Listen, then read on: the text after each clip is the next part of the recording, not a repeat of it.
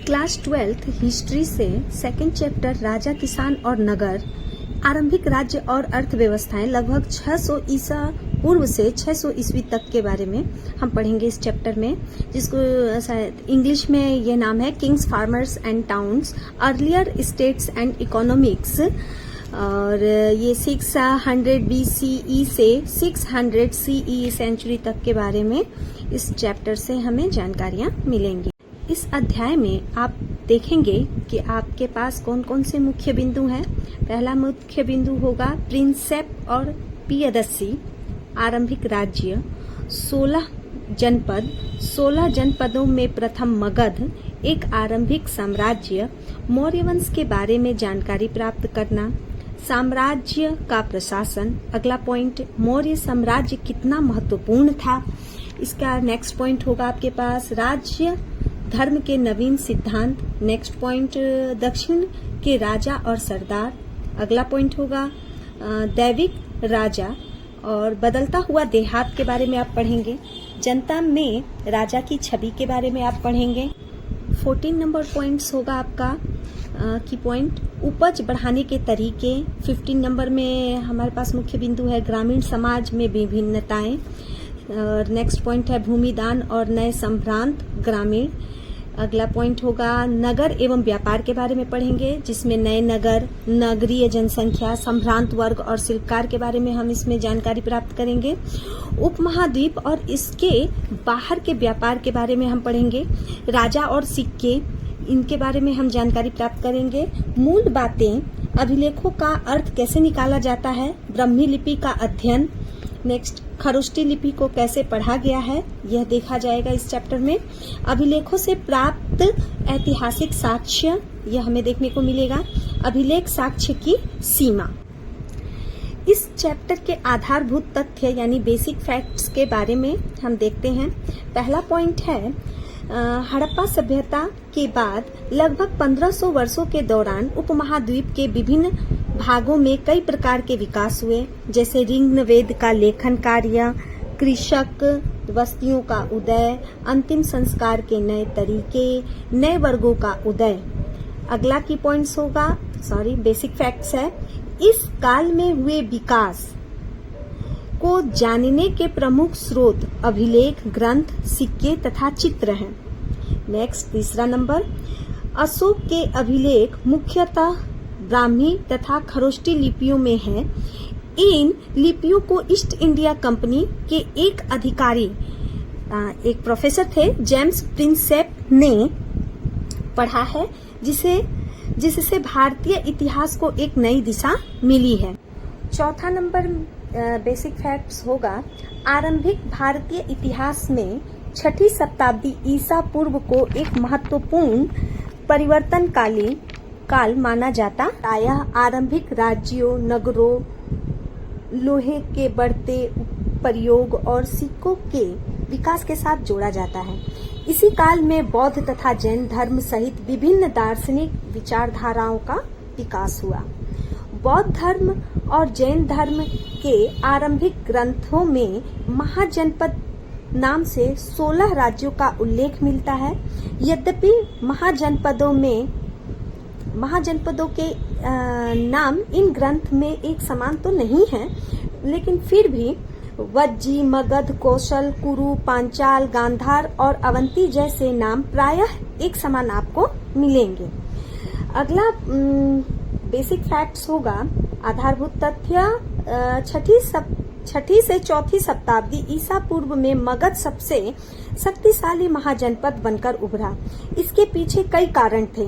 लोहे के विशाल भंडार, हाथियों की उपलब्धता, सस्ता तथा सुगम आवागमन तथा राजाओं की महत्वाकांक्षा। 321 ईसा पूर्व में चंद्रगुप्त मौर्य ने मौर्य वंश की स्थापना की। उसका राज्य पश्चिमोत्तर में अफगानिस्तान और बलोचिस्तान तक फैला हुआ था। चंद्रगुप्त मौर्य का पौत्र अशोक मौर्य वंश का सबसे प्रसिद्ध शासक था। उसने मौर्य साम्राज्य में कलिंग प्रदेश को जोड़ा। मौर्य साम्राज्य के 5 प्रमुख राजनीतिक केंद्र थे। कौन से? राजधानी पाटलिपुत्र तथा 4 प्रांतीय केंद्र तक्षशिला, उज्जैनी, तोसली और सुवर्णगिरी, इन सब का उल्लेख अशोक के अभिलेख में मिलता है। अगला पॉइंट में आप देखेंगे कि मेगस्थनी के अनुसार मौर्य और सैनिक गतिविधियों का संचालन एक समिति तथा 6 उप समितियां करती थीं। इनमें से दूसरी उप समिति सबसे महत्वपूर्ण थी। पत्थर, धातु या मिट्टी के बर्तन जैसी कठोर सतह पर खुदे लेखों को अभिलेख कहते हैं। अभिलेखों में उन लोगों की उपलब्धियां, क्रियाकलाप तथा विचार लिखे जाते हैं जो उन्हें खुदवाते हैं। आरंभिक अभिलेख प्राकृतिक भाषाओं में लिखे जाते थे। प्राकृतिक जनसाधारण की भाषाएं होती थीं। यह संभव है कि लोग अन्य भाषाएं भी बोलते हों, परंतु इनका उपयोग लेखन कार्य में नहीं किया जाता था। उत्तर मौर्य काल में राजा अपनी उच्च स्थिति को दर्शाने के लिए स्वयं को देवी रूप प्रस्तुत करने लगे। इसी उद्देश्य से कुषाण शासकों ने अपनी विशालकाय मूर्तियां बनवाई और अपने नाम के साथ देवपुत्र की उपाधि का प्रयोग किया। वो हमेशा अपने जब भी नाम लिखवाते थे तो वो देवपुत्र जोड़ते थे। नेक्स्ट पॉइंट देखेंगे कि आपको हरिशेन द्वारा लिखित इलाहाबाद स्तंभ अभिलेख समुद्रगुप्त की उपलब्धियों का बखान करता है और उसमें उसे बहुत ही शक्तिशाली सम्राट बताया गया है। उत्तर मौर्य काल में लोहे के हलों तथा कृत्रिम सिंचाई के प्रयोग से कृषि उत्पादन में काफी वृद्धि हुई, जिससे राजाओं की आय बढ़ी। अभिलेखों से भूमि दान के प्रमाण मिलते हैं। ऐसे दान राजाओं तथा सरदारों द्वारा ब्राह्मणों तथा धार्मिक संस्थाओं को दिए जाते थे। दान में दी गई भूमि के सभी संसाधनों पर दान पाने वाले का अधिकार होता था, यानी जिसके नाम यह भूमि दान की जाती थी वह उसी की हो जाती थी। ग्रामीण प्रजा अधिकतर किसान थी। राजा किसान से बड़े बड़े करों की मांग करते थे। कर भी बड़ी कठोरता से वसूल किए जाते थे। इसलिए राजा और ग्रामीण प्रजा के बीच संबंध जो थे हमेशा तनावपूर्ण ही रहते थे। कई किसान तो तंग आकर क्या करते थे कि वो जंगल की ओर भाग जाते थे। मनुस्मृति आरंभिक भारत का सबसे प्रसिद्ध विधि ग्रंथ है। क्या है कि मनुस्मृति आरंभिक भारत का सबसे प्रसिद्ध विधि ग्रंथ है। यह संस्कृत भाषा में है। इसकी रचना 200 ईसा पूर्व से 200 ईस्वी के बीच हुई थी। हड़प्पा शहरों को छोड़कर कुछ किलेबंद नगरों से विभिन्न प्रकार के पुरावशेष प्राप्त हुए हैं। इनमें उच्च कोटि के मिट्टी के कटोरे तथा थालियां शामिल हैं, जिन पर चमकदार कलई चढ़ी है। इन्हें उत्तरी कृष्ण मार्जित पात्र कहा जाता है। क्या कहा जाता है? उत्तरी कृष्ण मार्जित पात्र। इनका उपयोग संभवतः धनी लोग ही करते थे, क्योंकि ये थोड़ा सा बहुत ही खूबसूरत लगता था और ये महंगे पात्र लग रहे थे, इसलिए यह अनुमान लगाया जाता है कि इसका उपयोग धनी व्यक्ति ही करते होंगे। दूसरी शताब्दी ईसा पूर्व में कुछ छोटे छोटे अभिलेखों में विभिन्न लोगों द्वारा दिए गए दान का उल्लेख है।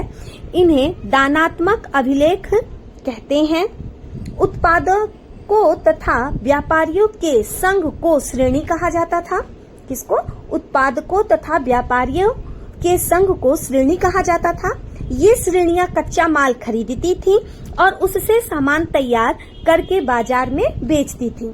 शासकों की प्रतिमा का नाम के साथ सबसे पहले सिक्के हिंद यूनानी शासकों ने जारी किए। वे दूसरी शताब्दी ईसा पूर्व में उपमहाद्वीप के पूर्वोत्तर क्षेत्र पर शासन करते थे। सोने के सबसे पहले सिक्के प्रथम शताब्दी ईस्वी में कुषाण शासकों ने जारी किए थे। इन सिक्कों का आकार और भार तत्कालीन रोमन सम्राटों तथा ईरान के पार्थियन शासकों द्वारा जारी सिक्कों से बिल्कुल समान था। अगला फैक्ट्स देखेंगे। तथ्य: अशोक ने देवानाम्पीय तथा पियदस्सी की उपाधियां धारण की। देवानाम पिय का अर्थ है देवताओं का प्रिय और पियदस्सी का अर्थ है देखने में सुंदर। अगला पॉइंट्स होगा आपका बेसिक फैक्ट्स।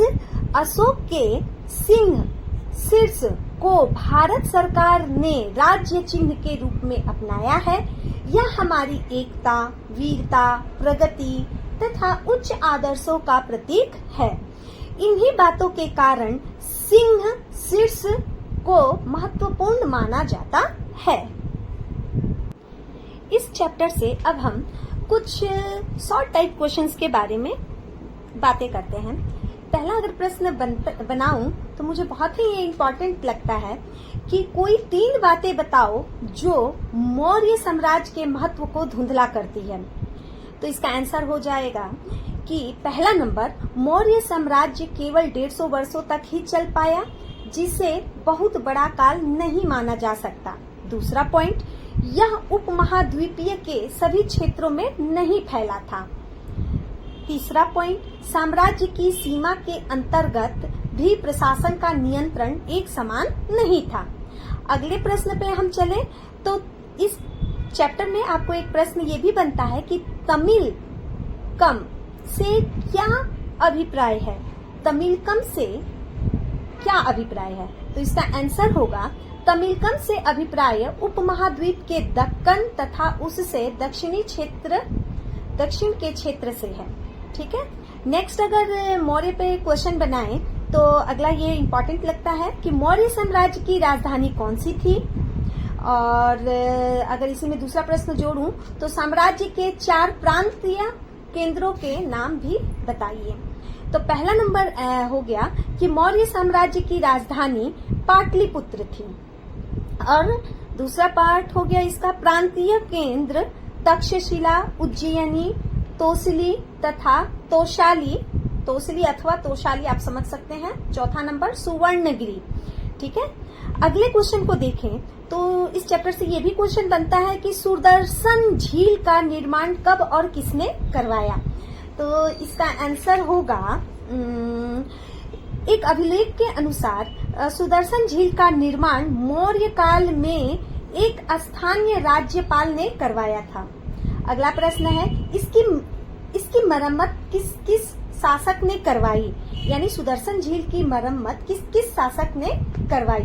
तो इसकी मरम्मत शक शासक रुद्रदमन तथा गुप्त शासक ने करवाई थी।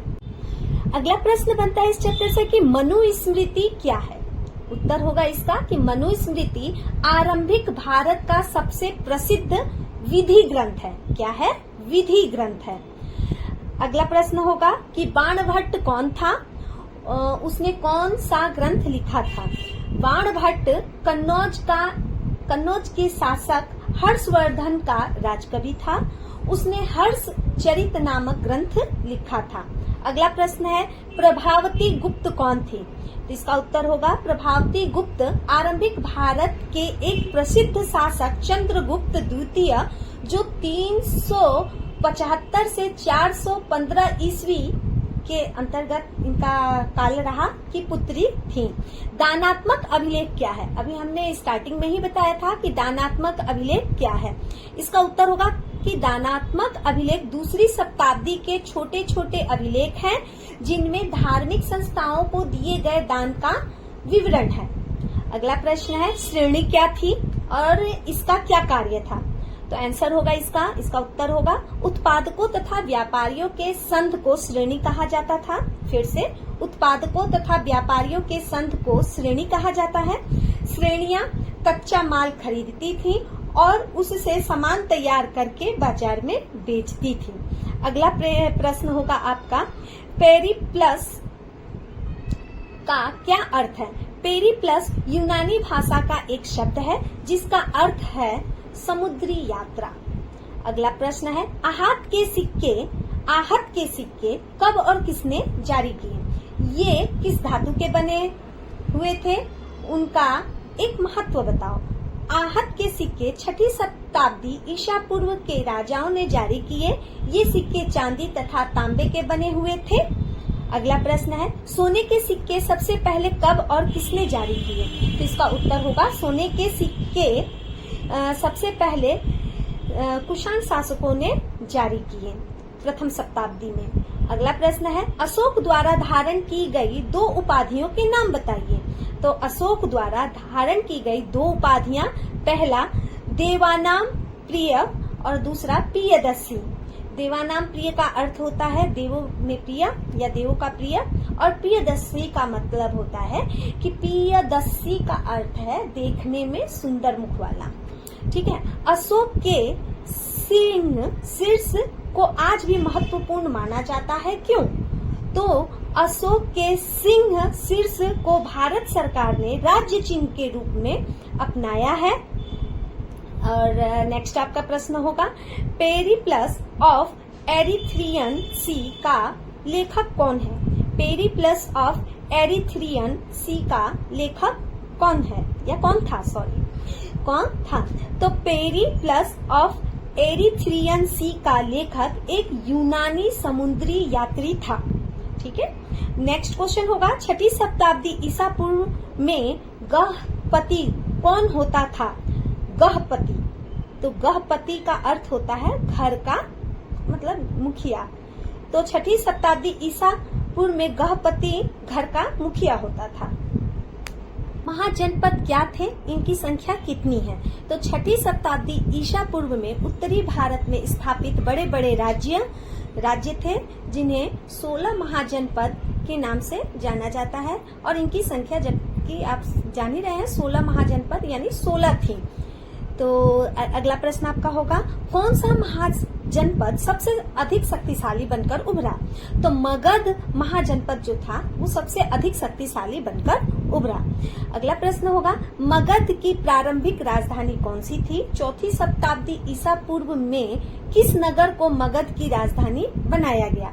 तो मगध की अगर आप देखें तो प्रारंभिक राजधानी राजगृह या फिर राजगीर थी, जो अभी भी वर्तमान में बिहार में है। यह एक जिला।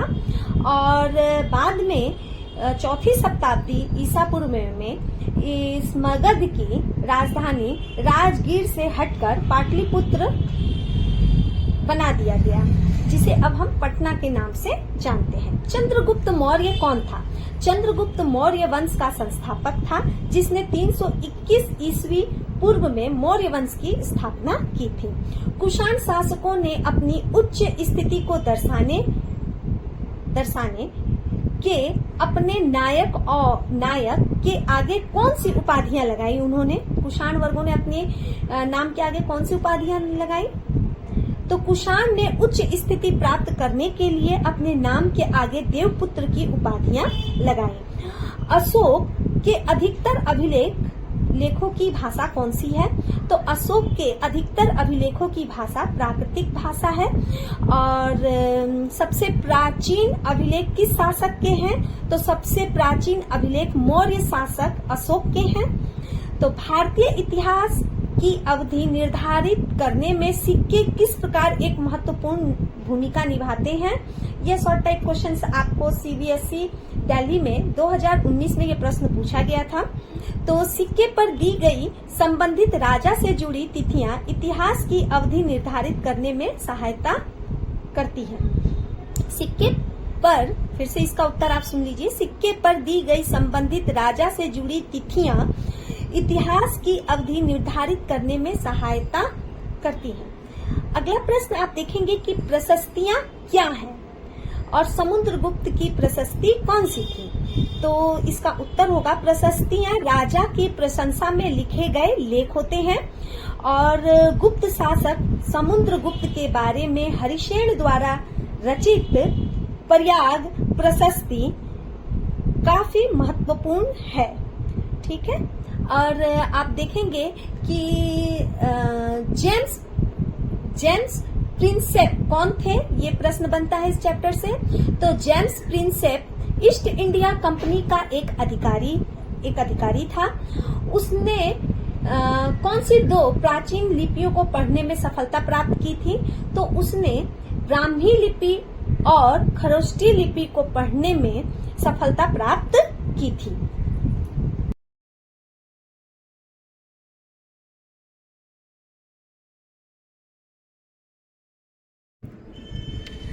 16 महाजनपदों के नाम याद करने के ट्रिक। अब अपाचे का गांव कुसुम को कम आम देगा, यानी अ से अंग, व से वत्स, अ से अवंती, प से पांचाल और अपाचे, चे से चेदी, का से काशी, गा से गंधार, व से वज्जी, कु से कुरु, सु से सूरसेन, म से मगध, कौ से कौशल, क से कंबोज, म से मल्ल, अ से अश्मक और म से मत्स्य। इस प्रकार यह 16 नाम हैं। अशोक का नाम किन किन स्तंभ लेखों में मिलता है, यह याद करने का ट्रिक है। नीतू मास्क लेने गुजरी, पहला नंबर। नीतू से नेतुर कर्नाटक में, मास्क से मास्की कर्नाटक में, और लेने और यानी लेने की जगह में उद्दोलन कर्नाटक में, और गुजरी ये क्या है, मध्य प्रदेश में। इस प्रकार यह याद करने के ट्रिक हैं। मौर्य राजवंश के शासक और उस शासकों के नाम को याद करने का ट्रिक क्या। चांद बिन आशा कर दास सदा सब्र है। चा से चंद्रगुप्त मौर्य 322 से 299 ईसा पूर्व। बिन यानी बिंदुसार 299 से 274 ईसा पूर्व। आशा से अशोक 274 से 238 ईसा पूर्व। कर से कुणाल 238 से 231 ईसा पूर्व। दा से दशरथ 231 से 223 ईसा पूर्व। स से संप्रति 223 से 215 ईसा पूर्व। स से शालीशुक 215 से 203 ईसा पूर्व। और दा से देववर्मा 203 से 196 ईसा पूर्व। और स से सप्तधनवा 196 से 190 ईसा पूर्व। और 10वां नंबर है बृहद्रथ, यानी ब्र से है, और ये 190 से लेके 184 ईसा पूर्व। और ये देखिएगा, अशोक के शिलालेखों को याद करने का ट्रिक है। शाम को जो सोए वो गधो होत है, यानी श से शाहबाजगढ़ी पाकिस्तान, म से मानसहरा पाकिस्तान, और का से कालसी उत्तराखंड, जो से जोगढ़ उड़ीसा, और सो से सोपरा महाराष्ट्र, ए से एरगुड़ी आंध्र प्रदेश, और ग से गिरनार गुजरात, ध से धौली उड़ीसा। ये जो शुरुआत के जो हैं शिलालेख, ये खरोष्टी लिपि में और शुरुआत के दोनों खरोष्टी लिपि में है, बाकी सब क्या है, ब्राह्मी लिपि में है, ब्राह्मी लिपि में।